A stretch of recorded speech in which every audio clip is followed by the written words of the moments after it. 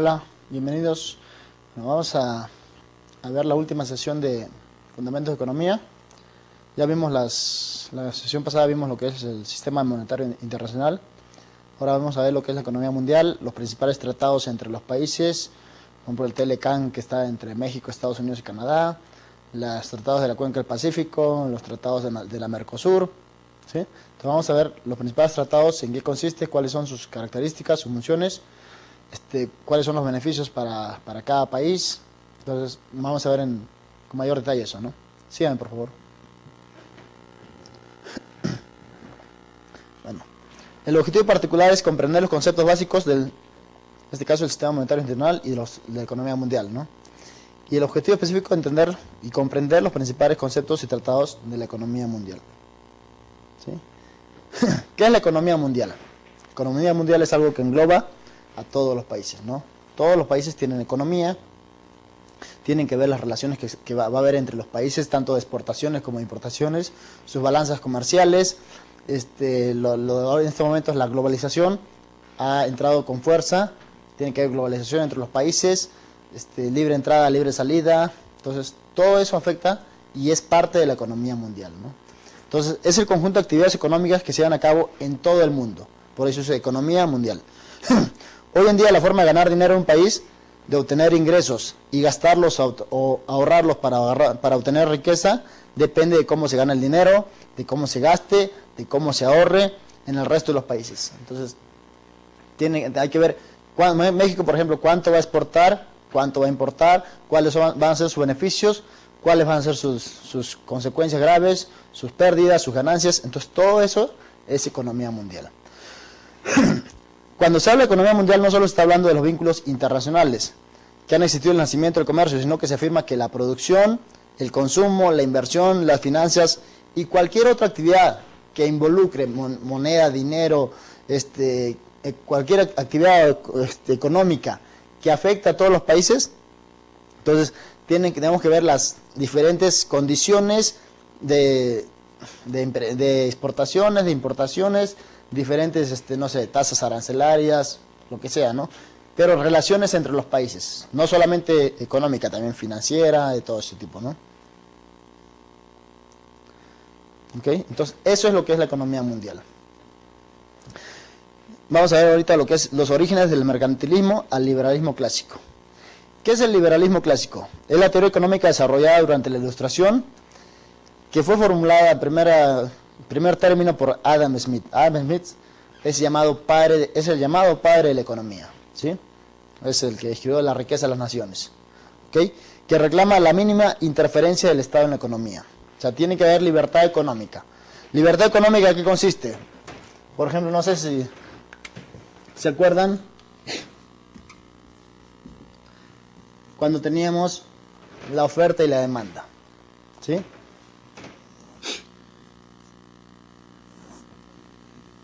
Entonces, en este tipo de liberalismo económico va a haber libre acción de las empresas.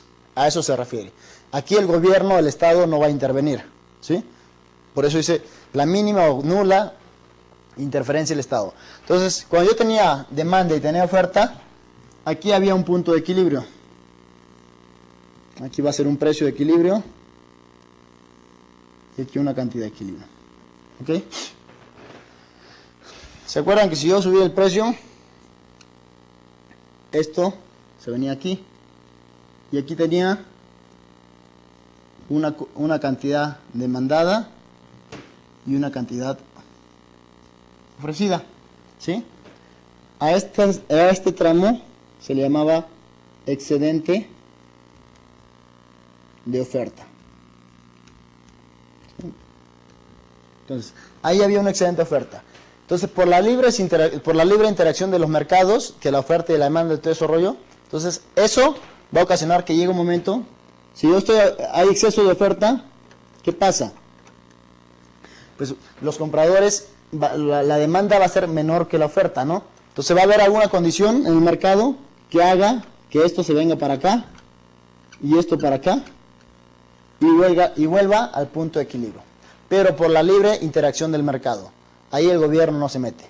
Igual, si yo bajo el precio, ¿sí? A precio 2, aquí voy a tener cantidad ofrecida y aquí voy a tener cantidad demandada.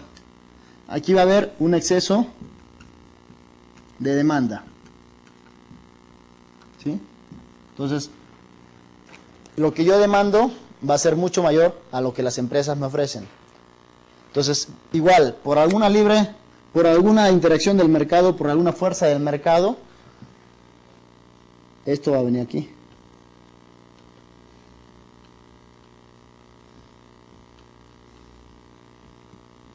Y van a volver al punto de equilibrio. Eso quiere decir que ahí no se mete el gobierno. Son fuerzas propias del mercado, ¿sí? El gobierno no hace que suba la tasa de interés, ni suba la inflación, ni nada por el estilo. Aquí es libre fuerzas del mercado. Entonces, ahí la intervención del gobierno es nula, ¿sí?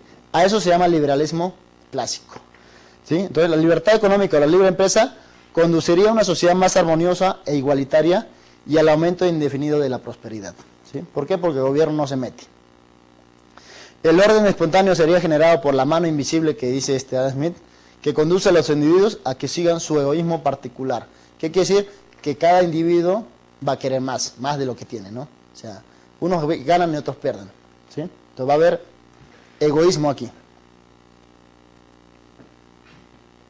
El surgimiento histórico del liberalismo clásico, entendido como liberalismo mercado, se inició a finales del siglo XVIII.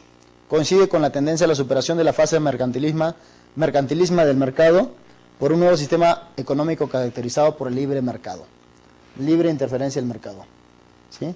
Entonces, el liberalismo económico anuncia que el origen de la riqueza proviene del regulamiento de la balanza comercial a nivel nacional, a diferencia del mercantilismo, que decía que la prosperidad y todo lo que sea beneficioso para el país se originaba por medio de los metales, ¿no? Entonces, esa es la diferencia. En el liberalismo, aquí está el liberalismo y aquí está el mercantilismo.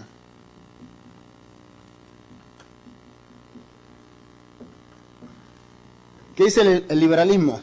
Debe haber cero interferencia del gobierno.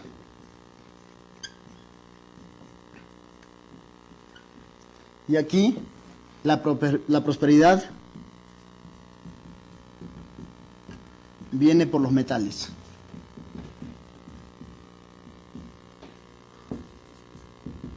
Pues el que tenga más metales, oro, plata, bronce, lo que sea, va a ser supuestamente en el mercantilismo un mejor gobierno, un país más próspero, más rico, con mejores condiciones de vida y todo eso, ¿no? Entonces, esa es la diferencia entre el mercantilismo y el liberalismo económico. Las ventajas comparativas. ¿Qué son las ventajas comparativas? Es la ventaja que disfruta un país sobre otro en la elaboración de un producto cuando éste se puede producir a menor costo, en términos de otros bienes y en comparación con su costo en otro país, ¿sí? Entonces, ¿qué quiere decir eso? Que un país debe especializarse en la producción y la exportación de las materias que tienen un menor costo y debe importar aquellas en las que en que el costo es mayor, ¿sí? Entonces, por ejemplo, si yo tengo, por ejemplo, México aquí, y aquí, por ejemplo, Canadá, tengo por ejemplo, maíz y, no sé, papa, por ejemplo, ¿sí? El costo, ¿sí? El costo para producir maíz, vamos a poner en términos de dólares, ¿no? Para que sea equiparable. Dólar americano es igual a $1, por ejemplo. Y en Canadá es igual a $3. Y de papa en México es de $4 y en Canadá es de $2, ¿sí? Entonces, los costos. El maíz en México es de $1 y de Canadá es de $3. Entonces, México tiene una ventaja comparativa con respecto a Canadá en maíz. ¿Por qué? Porque su costo de producción es menor que en Canadá. Y Canadá tiene una ventaja comparativa con respecto a México en papas. ¿Por qué? Porque las papas tienen menor costo en Canadá en México. Entonces, un país tiene que especializarse en lo que tenga ventaja comparativa, comparativa, tanto en costo como también se puede dar en tecnología, ¿no? Por ejemplo, Japón, ¿en qué se especializa? En electrodomésticos. Tiene ventaja comparativa con respecto a otros países, ¿sí? Colombia, ¿en qué tiene ventaja comparativa? Por ejemplo, en el café. Su costo de producción es mucho menor que en otros países y exporta más, ¿no? Colombia creo que es el primer país exportador de café, ¿sí? Entonces, eso es una ventaja comparativa, ¿sí? Entonces, esta teoría se basa en ciertas premisas. Existen dos o más agentes económicos. Por ejemplo, México, Estados Unidos. En este caso solamente puse México y Canadá. Se pueden dar varios países. Esos son los agentes económicos. La productividad de esto es desigual. No hay una misma productividad, ¿no? Quizá aquí la productividad de México sea un poco mayor que la de Canadá. Los agentes pueden realizar intercambios económicos de forma libre y voluntaria, ¿sí? Entonces, es la libre comercialización entre los países. Aquí no hay barreras, ¿sí? Es una economía abierta, en otras palabras. Esta teoría fue desarrollada por David Ricardo. David Ricardo es un economista inglés, ¿sí? Entonces, cuyo postulado básico es que aunque un país no tenga ventaja absoluta en la producción de ningún bien, le convendrá especializarse en aquellas mercancías para las que su ventaja sea comparativamente mayor. Entonces, puede ser que México no tenga ventaja absoluta con respecto a Canadá en todo lo que sea este tipo de productos. Su ventaja absoluta quizá no sea mucho, ¿no? Aquí van a poner, por ejemplo, que sea 7. Si nosotros sumamos estos costos, en México va a ser 8. Y si sumo estos costos, en Canadá va a ser $5. La ventaja absoluta es de Canadá, porque en total sus costos son menores. Pero México se puede especializar en maíz. Entonces, ¿qué hace? Exporta maíz e importa papa, ¿sí? Entonces, si tú te especializas en algo que eres bueno, por ejemplo, un abogado se tiene que especializar en lo que es de él, ¿no? En lo que es las leyes. ¿Por qué? Porque tiene una ventaja comparativa en lo que es leyes, por ejemplo, con un ingeniero, ¿sí? Tiene más conocimientos, tiene mayores puntos a favor y todo eso, ¿no? Entonces, tiene que ver en qué se especializa. Vamos a ver unos ejemplos. Dice, Microsoft factura más fabricando programas que muchas naciones exportando granos producidos con mano de obra barata. Obviamente, Microsoft tiene ventaja comparativa en lo que es programas de cómputo. Tiene mayor nivel de mano de obra, sus costos son menores, producen mejores productos con respecto a otras áreas, ¿sí? Entonces Microsoft no se va a poder poner a producir papa, por ejemplo, ¿no? O sea, nada que ver.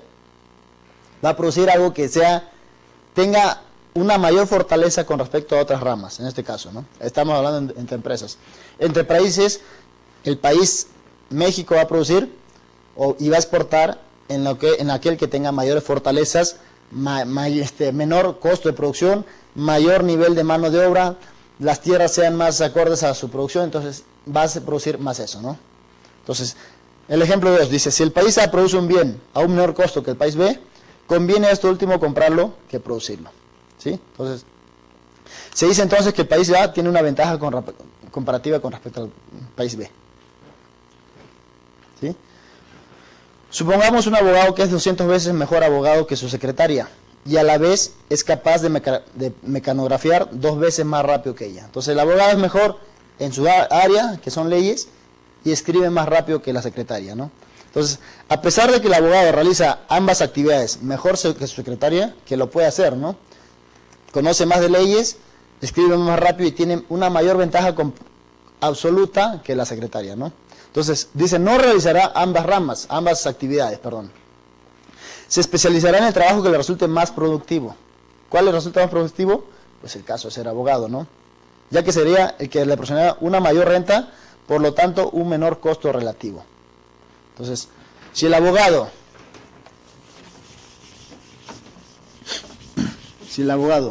por ejemplo, aquí tenemos el abogado, y aquí la secretaria, ¿no? en leyes, por ejemplo, en su chamba y en mecanografía, aquí su ganancia son 1000 pesos y aquí son 10 pesos, ¿cuál va a preferir? Ser abogado, ¿no? Sus ganancias, sus beneficios van a ser mayores, sus costos van a ser menores. ¿Por qué? Porque él ya tiene los conocimientos, ¿sí? Entonces, le es más favorable una ventaja, o mejor dicho, tiene una ventaja comparativa en la parte de su trabajo, que son las leyes, ¿sí? Y la secretaria se va a dedicar, pues, a la mecanografía. Okay. El teorema Heckscher-Ohlin-Samuelson. ¿Qué dice este teorema? Este teorema predice que si un país tiene una abundancia relativa de un factor, como puede ser el trabajo o el capital,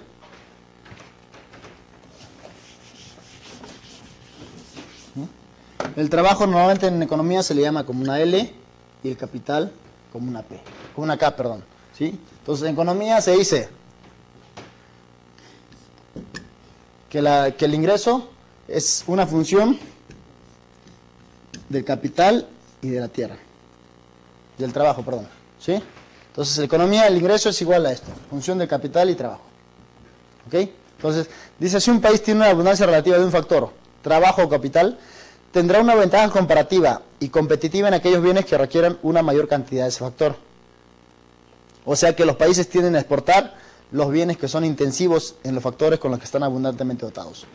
Por ejemplo, Colombia, el caso de Colombia, tiene una ventaja con respecto al café, a la materia prima, a la tierra, a cómo se produce el café, ¿no? Entonces, Colombia va a tender a exportar café porque tiene una mayor intensidad, o sea, una mayor cantidad o una intensidad mayor en un factor de esos, ¿no?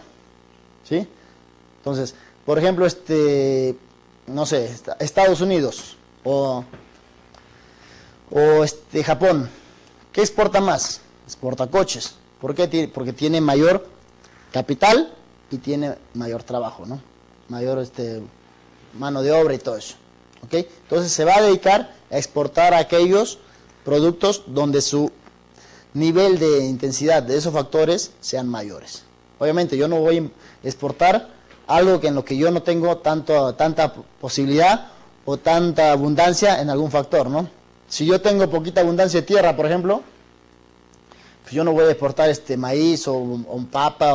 ¿Por qué? Porque la producción que voy a sacar va a ser mínima, ¿sí? Ecuador, por ejemplo, Ecuador tiene grandes tierras, muchas tierras. ¿Qué exporta mucho? Exporta plátano. ¿Por qué? Porque tiene una enorme cantidad o superficie de tierras. Ahí siembra el plátano, su mano de obra es barata, sus costos de producción son baratos y los exporta, ¿sí? Entonces Ecuador exporta mucho eso. Entonces a este modelo también se le conoce como teoría de las proporciones factoriales. ¿Por qué? Porque depende de los factores, ¿no? Qué tan bueno tienes o qué tanta abundancia tienes en esos factores. A eso se refiere. Esta teoría se basa en los siguientes supuestos. Hay dos naciones, la nación 1 y la nación 2. México y Canadá. Estados Unidos y México. O sea, dos naciones, dos países. Dos mercancías, la X y la Y. Y dos factores de producción, trabajo y capital. Dos mercancías puede ser, por ejemplo, plátano y maíz, papa y cebolla, no sé, jitomate y lo que haya, ¿no? Ambas naciones se sirven de la misma tecnología en la producción. La tecnología no cambia, la tecnología es lo mismo. Lo que cambia son los factores, ¿sí? La tecnología, no sé, las computadoras, depende de la rama industrial que sea, ¿no? O sea, la tecnología que utilizan para llegar a producir ese producto son las mismas en ambos países. La mercancía X es intensiva en trabajo y la mercancía Y es intensiva en capital, en ambas naciones. O sea, tienen que ser una y otra, ¿no? No puede ser, o sea, por ejemplo, México intensiva en tierras y Canadá intensiva en tierras. Tiene que ser una en capital y uno en trabajo. Ambas mercancías se producen con rendimientos constantes a escala en ambas naciones, ¿sí? Hay especialización incompleta de la producción en ambas naciones. No son completamente especializadas. O sea, tienen algún punto débil en producir esos productos. Las preferencias son iguales en ambas naciones, ¿sí? Cada país prefiere la misma situación. Hay competencias perfectas en los mercados de mercancías y de factores en las dos naciones. ¿Qué es competencia perfecta? Eso ya lo vimos en microeconomía, ¿no? Son muchas empresas que los productos son casi parecidos, nadie tiene un peso así superlativo con respecto a los precios son muy parecidos, ¿no? No son en ese sentido tomadores de precios. Hay movilidad perfecta de factores dentro de cada nación, mas no hay movilidad internacional de factores. No hay costos de transporte, aranceles ni otras obstrucciones al libre flujo de comercio internacional. Libre comercio aquí, entre los países, ¿sí? Por ejemplo, Estados Unidos, México y Canadá ahorita tienen libre comercio por el Tratado del Telecán, ¿sí? Obviamente, beneficia más a un país que a otro, eso es cierto, ¿sí? En este tratado salió más beneficiado Estados Unidos y Canadá que México. Pues obviamente, siempre salen beneficiados los países potentes y los países tercermundistas, pues, lamentablemente tienen menores beneficios, ¿no? Todos los recursos se emplean por completo en ambas naciones. O sea, todo lo que tengan, la cantidad, la abundancia de capital o trabajo que tengan, todo lo tienen que utilizar. Ahí no puede quedar nada, ¿no? El comercio internacional entre las dos naciones está equilibrado. Hay un equilibrio comercial. ¿Ok? Eso es, en grandes rasgos, lo que significa esa ley, ¿no? El teorema de GATT. Ok. ¿Qué es el GATT y la OMC? El GATT, que significa General Agreement of Tariffs and Trade, que quiere decir es Acuerdo General sobre Comercio y Aranceles. Es un tratado multilateral que fue creado en la Conferencia de La Habana en 1947 y firmado en 1948 por la necesidad de establecer un conjunto de normas comerciales y concesionales arancelarias, ¿sí? El GATT era parte del plan de regulación de la economía mundial tras la Segunda Guerra Mundial, que incluía la reducción de aranceles y otras barreras al comercio internacional. Entonces, con el GATT se trató de eliminar las barreras arancelarias. Entonces, de que haya un libre comercio entre los países, de que haya exportaciones e importaciones libres, que ya no hay tantas restricciones en lo que es el comercio internacional entre los países, ¿no? A eso se refiere, ¿sí? Tenía un carácter provisional y un campo de acción que excluía a los países del bloque soviético, ¿sí? Pero el éxito que tuvo fue inconfundible, ¿no? Eso nadie lo puede poner en tela de juicio, ¿sí? Entonces, las continuas reducciones de los aranceles estimularon durante los decenios de 50 y 60 el crecimiento del comercio mundial. Obviamente, ¿no? Si yo soy México y estoy en tratado comercial con Estados Unidos, por ejemplo, y Estados Unidos no me pone restricciones al comercio, o sea, no hay aranceles en el libre intercambio, pues yo como México puedo exportar mis productos, ¿sí? Exporto a Estados Unidos e importo lo que a mí me haga falta, ¿sí? Yo puedo exportar el maíz, por ejemplo, y puedo importar los coches, ¿sí? Entonces, exporto en lo que yo soy bueno, en lo que tengo mayor fortaleza, en lo que tengo más facilidades de producir, e importo en lo que no tengo tanta tecnología, tanta mano de obra, tanto no sé, nivel para producir esa situación ese producto. Eso lo que hago es lo compro, lo importo, ¿sí? ¿Por qué? Porque me va a salir más caro, producirlo aquí por mano de obra, por situaciones de tecnología, a veces no se puede ni producir, entonces tengo que importarlo, ¿no? ¿Sí? Entonces, ese crecimiento económico del comercio alcanzó tasas elevadas, alrededor del 8% anual por término medio, ¿sí? Entonces, a comienzos del decenio del 80, el acuerdo general ya no respondía a las realidades del comercio mundial, como lo había hecho en el decenio del 40. Entonces, a medida que pasaba el tiempo, las situaciones económicas entre los países obviamente cambian, ¿no?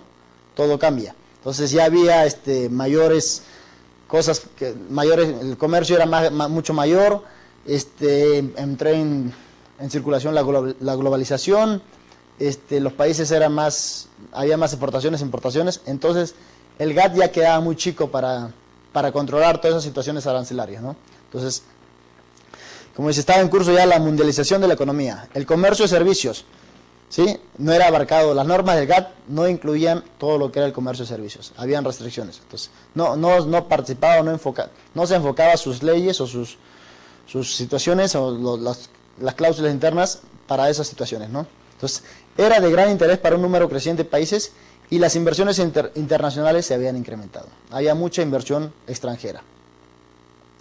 Estos y otros factores persuadieron a los miembros de GATT de que debía hacerse un nuevo esfuerzo de reforzar y ampliar el sistema multilateral. Entonces tendría que cambiar las políticas del GATT, ¿no? Tendría que meterle mayores incisos o mayores situaciones para que abarque todo lo que es el comercio mundial, ¿sí? Porque estaba muy corto en la cuestión del comercio mundial. Entonces, eso se tradujo en la ronda de Uruguay, ¿sí?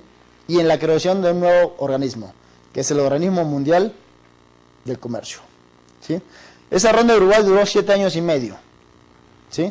Participaron 125 países y se negociaron algunos temas relacionados al comercio, como pueden ser los productos industriales o agrícolas, los textiles, los servicios financieros, los problemas de la propiedad intelectual, el derecho de autor, lo que se llama, y los movimientos de capital. Había grandes movimientos de capital.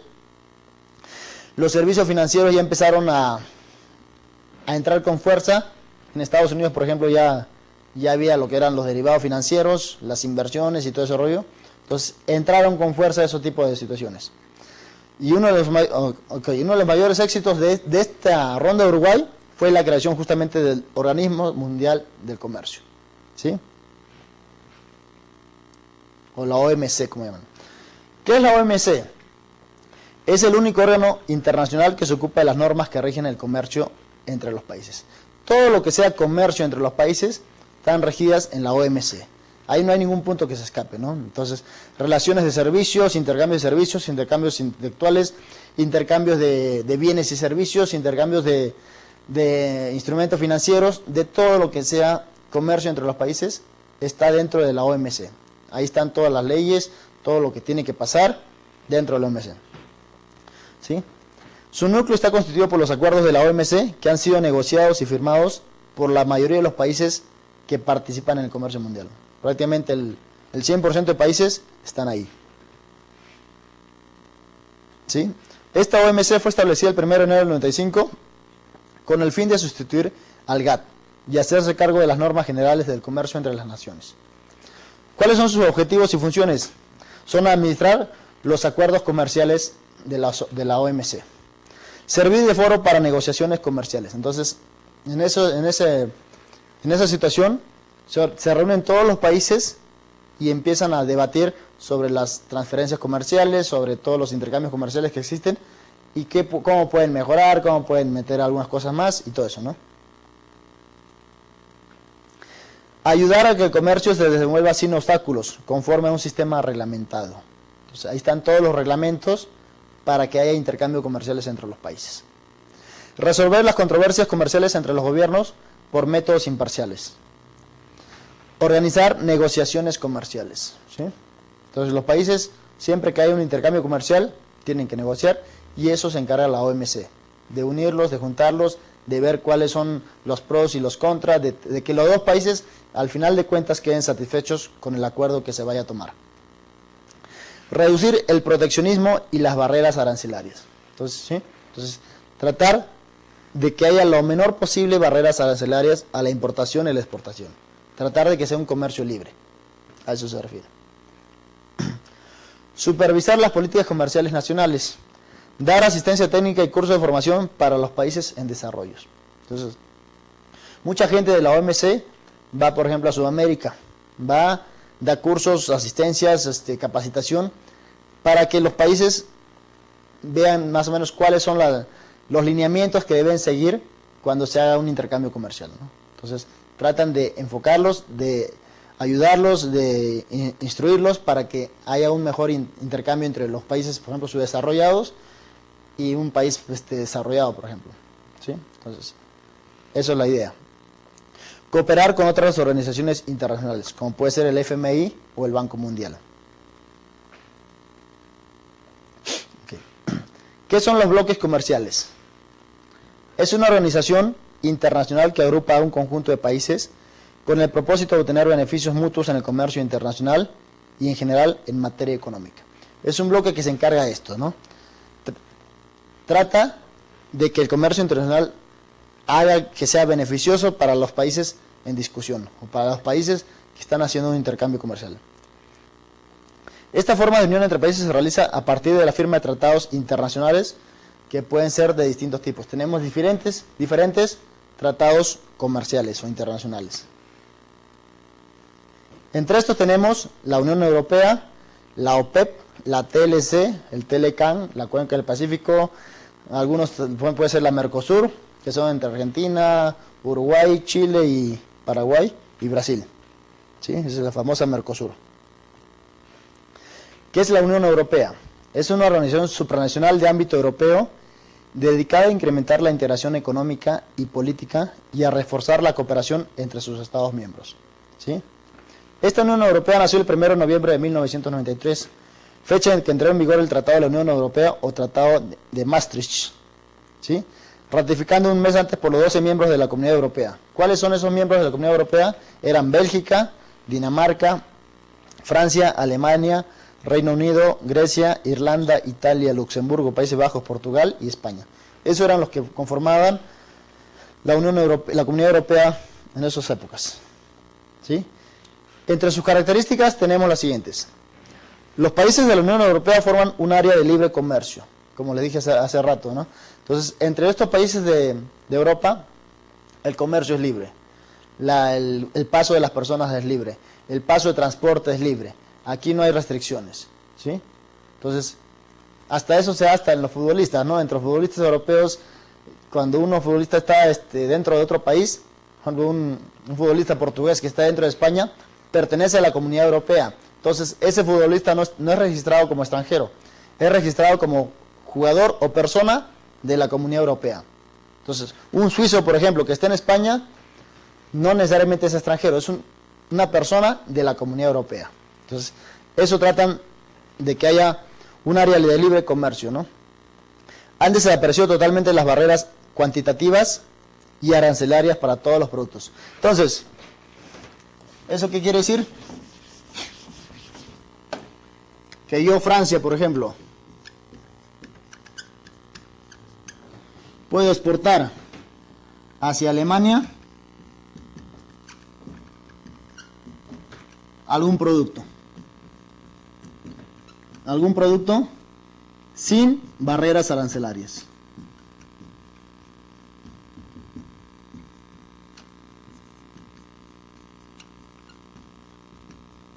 ¿Sí? A eso se refiere. Yo puedo meter 100 kilos de maíz, 100 kilos de lo que produzca Francia, lo que mejor sea Francia, sin ninguna barrera arancelaria. Entonces no tengo que pagar nada como aranceles para meter mi producto. Esa es la libre comercialización entre los países europeos. ¿Sí? Los países de la Unión Europea forman un mercado único que garantiza la libre circulación de capital y personas en los Estados miembros. Es lo que les decía hace ratito, ¿no? La circulación en capital y en personas es libre en Europa. No hay restricciones. Yo puedo meter, no sé, $100,000 y no pasa nada. Yo puedo circular de Francia a España esa cantidad y no pasa nada. Los trabajadores pueden ser contratados por las empresas en las mismas condiciones, sea cual sea su país de origen. Como les puse el ejemplo del futbolista, ¿no? El futbolista puede ser contratado en algún equipo sin ninguna restricción, con las mismas condiciones que si fuera contratado en su país de origen. ¿Ok? ¿Por qué? Porque es la Comunidad Europea. Hay libre comercialización.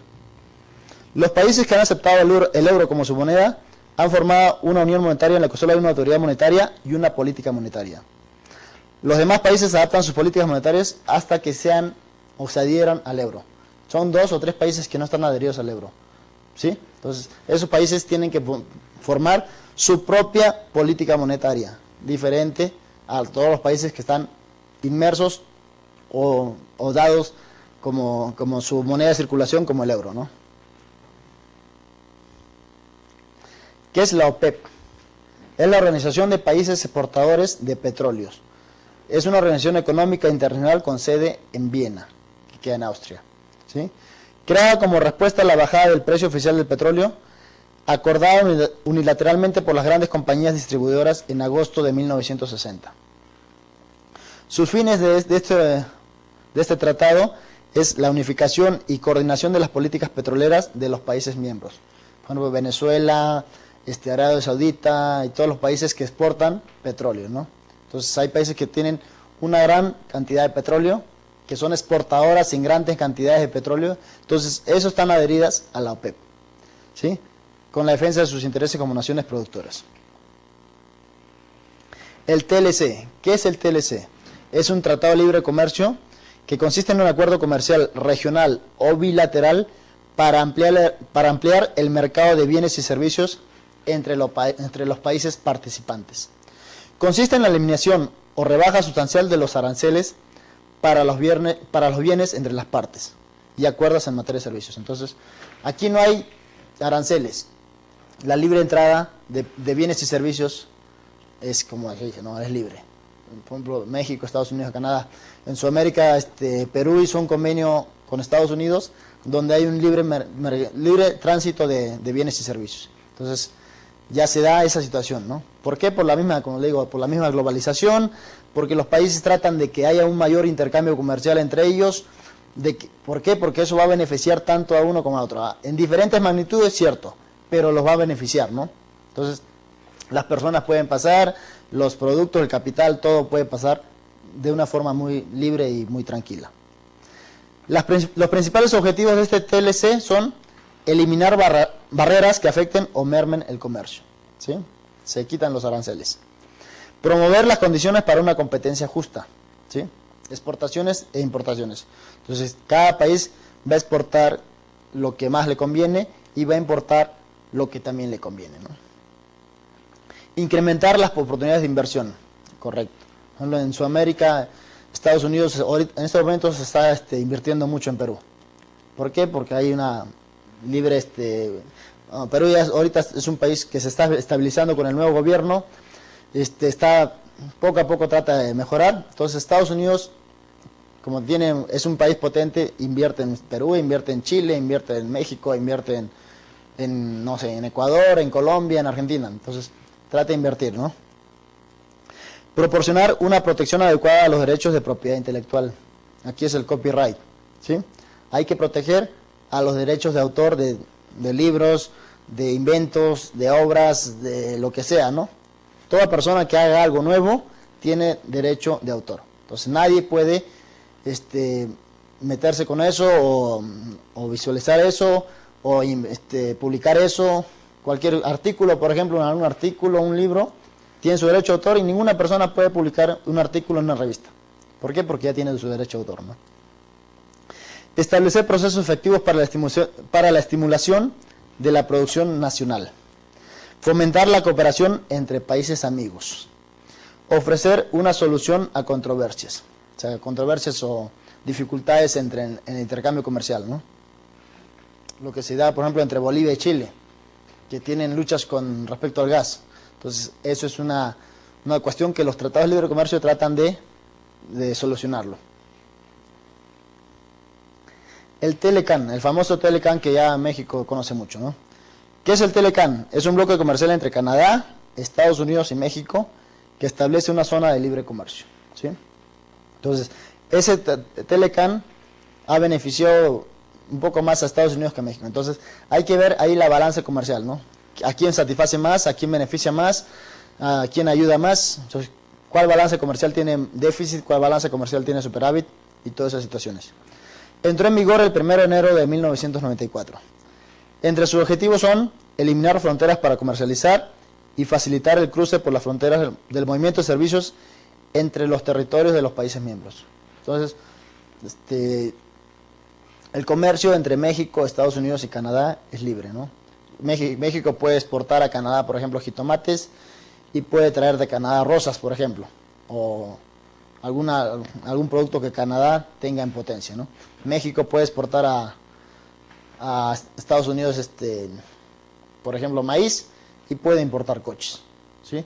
¿Por qué? Porque las barreras arancelarias son cero, no hay barreras arancelarias. Por eso se firman los tratados de libre comercio, para que no haya barreras arancelarias y sea el paso de los bienes y servicios sea muy libre. Promover condiciones de competencia en el área de libre comercio, ¿sí? Entonces ahí también va a haber competencia, los países más fuertes van a tratar de exportar más e importar menos. Estados Unidos trata de exportar más a México porque eso le va a generar beneficios en su balanza comercial, y trata de importar menos para que su balanza comercial sea positiva, tenga un superávit. México igual va a tratar de exportar a Estados Unidos lo que sea más fuerte, en el producto que sea más fuerte, y va a importar el producto que sea más débil, ¿no? O menos fuerte. Proporcionar protección y aplicación de derechos intelectuales en cada país. ¿Sí? Eso ya lo hemos visto. Crear procedimientos de la implementación y aplicación de este acuerdo para su administración conjunta, así como la resolución de problemas. Establecer una estructura más trilateral, regional y multilateral de cooperación para extender y aumentar los alcances de este acuerdo. Eliminar barreras al comercio entre Canadá, México y Estados Unidos, estimulando el desarrollo económico y dando a cada país signatario acceso a sus respectivos mercados. Entonces, vamos a suponer que aquí está el Telecán.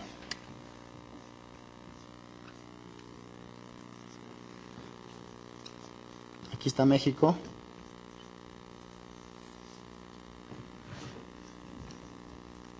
Aquí está Canadá. Y aquí está Estados Unidos. ¿Sí?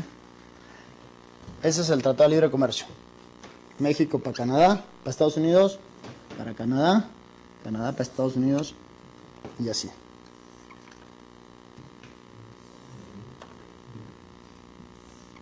¿Sí? Es el libre comercio. ¿Sí? Entonces, México tiene acceso a los mercados de Canadá.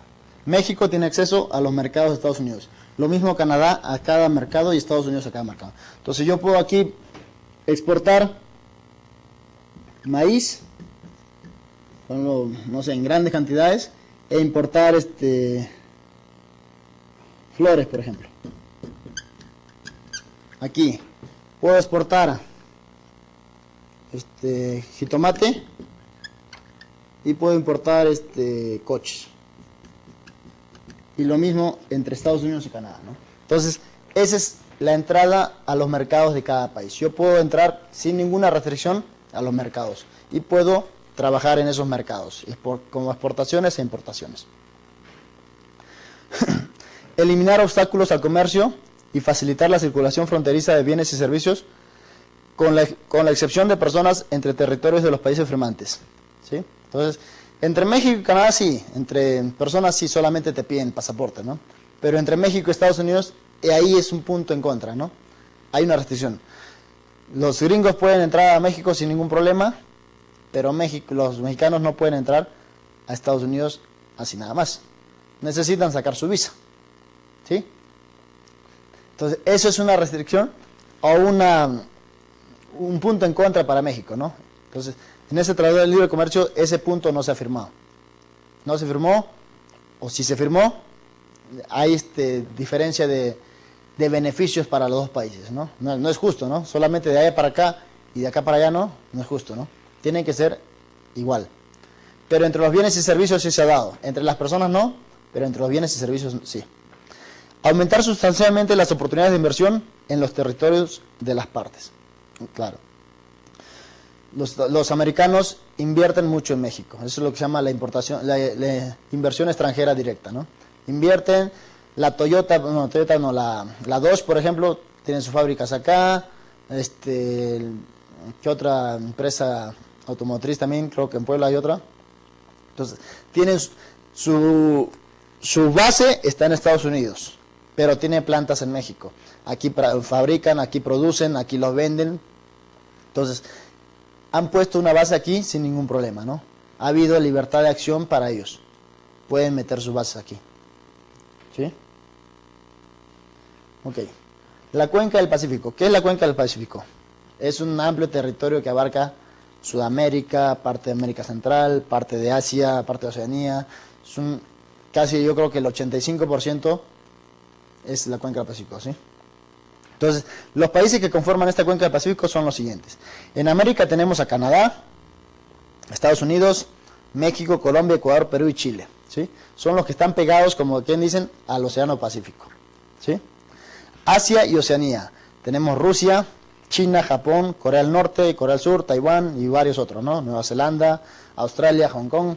Entonces, todos esos países son pertenecientes a la cuenca del Pacífico. O sea, son aquellos que comparten el Océano Pacífico. Han tratado de formar diversas asociaciones para tratar de fomentar una mayor relación económica y comercial. Esto los ha llevado a crear diferentes acuerdos económicos y acuerdos de libre comercio, como son los siguientes. El APEC, que es Asia Pacific Economic Cooperation, creado en 1989 en respuesta a la creciente interdependencia entre las economías de la región del Asia y Pacífico. El APEC reúne las economías más grandes y dinámicas del mundo. La PBEC, que es una asociación de líderes empresariales de todo el Pacífico, creada en 1967. Todos estos son acuerdos entre diferentes naciones. La PSC es un organismo tripartito de funcionarios del gobierno, académicos y empresarios creado en 1980. La NAFTA es un pacto económico que establece la supresión gradual de aranceles y otras barreras de productos fabricados o vendidos en América del Norte, creado en 1992.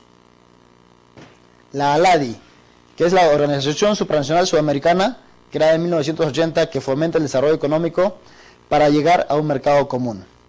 Entonces, aquí es donde se crea la interacción de los países de la Comunidad Andina, de los de la Mercosur y de Chile y de México. La Mercosur, la famosa Mercosur, creada en 1991 para establecer un mercado común en Sudamérica. No todo Sudamérica, solamente unas partes, como son Argentina, Brasil, Paraguay, Uruguay y Chile. Entonces Bolivia también ya va a entrar a ese tratado de Mercosur, ¿sí? Ahí no entra ni Perú, ni Ecuador, ni Venezuela, ni otros países, ¿no? Solamente la parte de Mercosur, los países, como dicen, más potentes de Sudamérica. La Comunidad Andina o Pacto Andino, organización subregional con personería jurídica internacional, creado en 1969 con el fin de crear un acuerdo como un acuerdo regional. Aquí están los países del Pacto Andino, lo que se llama, ¿no? Que se formaba por Bolivia, Ecuador, Colombia, Perú y Venezuela. Son los países del Pacto Andino. ¿Cuáles son las características principales de este acuerdo? Entonces, todos prevén la eliminación de las restricciones no arancelarias aplicables al comercio entre las partes, ¿sí? Establece normas comunes para la regulación del intercambio entre los signatarios, tales como origen, salvaguardia y solución de diferencias que garanticen las transparencias y eviten discriminación. Por ejemplo, lo que se dio hace unos 10 años más o menos entre Perú y Ecuador, ¿no? Entonces, hubo una lucha por la parte fronteriza. Entonces, allí tuvieron que entrar el tratado, por ejemplo, de Río de Janeiro, que firmaron sus países, cambiar algunas regulaciones que tenían ahí, algunas leyes, y para que los países otra vez empiecen pues, a funcionar, ¿no? A hacer pactos comerciales, intercambios comerciales, y que sean países amigos, ¿no? Como lo que deben ser. Okay. Algunos han adoptado la normativa de la OMC, ya sabemos que es la Organización Mundial del Comercio, para regular otros aspectos de política comercial relacionados con el comercio entre las partes. Entonces, se han metido o han tratado de enfocarse o hacer pactos enfocados en los lineamientos que rige la OMC. La mayoría contiene normas sobre promoción y protección de inversiones, integración física, cooperación energética, transporte y comunicaciones, propiedad intelectual, entre otras cosas. Entonces, ¿sí? Entonces, todo esto son las características de la cuenca del Pacífico. Ya saben que son países de Sudamérica, de América Central, de América del Norte, de Asia, los países que están unidos por el Océano Pacífico, ¿no? Entonces, sus tratados, que son muchos tratados como ya hemos visto, ¿sí? Ahí los tenemos todos, tratan de enfocarse a un libre comercio entre ellos, de que no haya restricciones arancelarias, de que no haya ningún tipo de conflictos, de que las partes, por ejemplo en Sudamérica, sea una cosa muy, muy, muy fuerte. Los habitantes entre los países, pueden, por ejemplo, un chileno puede entrar a Perú, puede entrar a Ecuador, puede entrar a Argentina, sin ningún tipo de restricción. No necesita visa, no necesita pasaporte, sí, ¿no? Obviamente pasaporte necesita para todo. Pero, por ejemplo, la visa no necesita, ¿sí? Entonces, eso se lleva un tiempo. ¿Por qué? Para que haya un libre comercio tanto de bienes y servicios, de personas. Yo puedo pasar a Chile como sin ningún tipo de restricciones. Entonces, eso se da, es consecuencia de la liberación comercial, ¿no?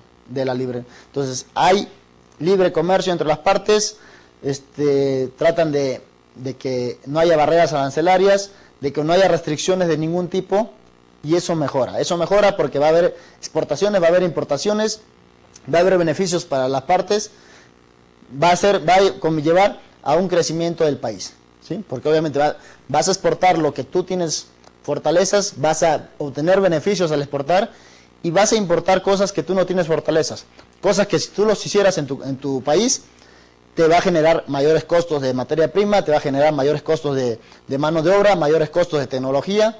Entonces te va a generar mayor costo que si tú lo importaras. Entonces, ¿qué prefieres? Importarlo, ¿no? Entonces, esos son las consecuencias de los tratados de libre comercio. Libre comercio entre todos. Bueno, gracias por su participación, y pues con esto acabamos la materia. Esperemos que haya sido de su completo grado, que hayan entendido todo el curso.